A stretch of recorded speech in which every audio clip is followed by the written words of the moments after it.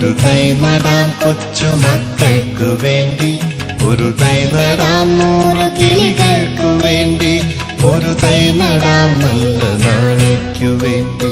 ഒരു തൈ നടാം നമുക്കമ്മയ്ക്കു വേണ്ടി, ഒരു തൈ നടാം കൊച്ചുമക്കൾക്കു വേണ്ടി, ഒരു തൈ നടാം 100 കിളികൾക്കു വേണ്ടി, ഒരു തൈ നടാം ഈ വിത്തുകളിയോടൊപ്പം എല്ലാവർക്കും ഞങ്ങളുടെ വിശ്വാസങ്ങൾ.